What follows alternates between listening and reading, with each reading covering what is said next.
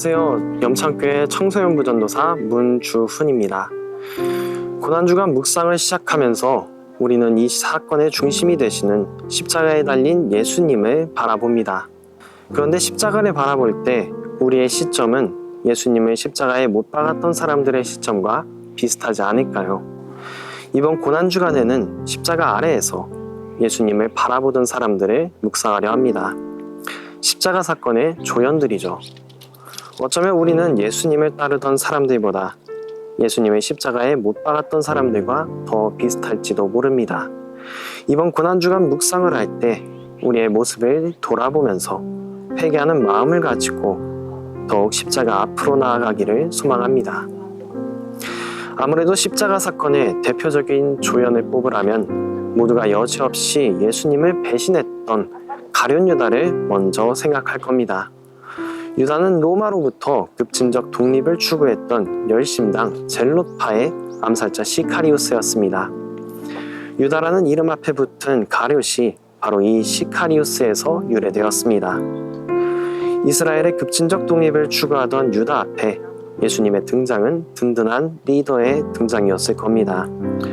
유다는 나아가 예수님께서 신구약 중간기에 무장독립 투쟁의 영웅 마카베오 같은 메시아이기를 바랐을 겁니다.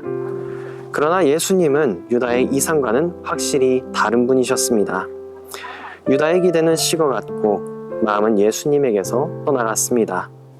결국에는 누가복음 22장 3절의 말씀처럼 예수님이 떠난 유다의 마음에 사탄이 들어가고 유다는 예수님을 팔아넘긴 희대의 배신자가 됩니다. 여기서 잠시 생각해 볼 게 유다가 특별히 악한 사람이라서 예수님을 배신했을까요? 그렇지 않습니다. 오히려 유다의 모습은 인간에게서 쉽게 찾아볼 수 있는 모습이었습니다. 유다는 예수님보다 자신이 꿈꾸는 이상을 더 원했습니다.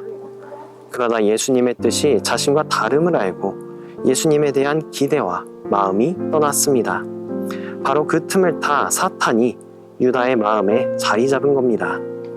가룟 유다의 경우처럼 우리도 예수님의 뜻보다 우리의 이상과 뜻을 더 추구하지는 않습니까? 주님의 뜻과 나의 뜻이 다르다고 가볍게 무시해버리지는 않습니까? 애초에 주님의 뜻을 간구하고 있습니까? 이번 사순절기 여러분은 어떤 모습으로 믿어나가셨습니까?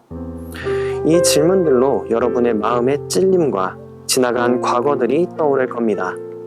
가룟 유다와 마찬가지로 죄책감이 우리를 휘감습니다. 가룟 유다는 나중에 자신의 죄를 깨달았지만 한 가지 사실을 간과하고 죄책감에 떠밀려 비극적인 최후를 맞이했습니다. 유다가 간과한 한 가지 사실은 예수님께서는 그가 죄 지을 것을 알고도 제자로 부르셨다는 겁니다. 이 말이 무슨 의미냐면 예수님께서는 가룟 유다도 사랑하셨다는 얘기입니다. 가룟 유다에게는 예수님께 용서를 구하고 다시 돌아올 기회가 있었습니다.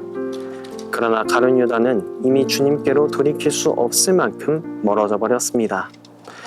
어쩌면 십자가 위에서 고통에 탄식하시던 예수님은 몸을 찢는 고통에 탄식하신 게 아니라 자신을 떠나버려 다시 돌아올 수 없는 제자를 향해 마음이 괴로워 탄식하셨는지도 모릅니다. 여러분은 어떻게 생각하시나요?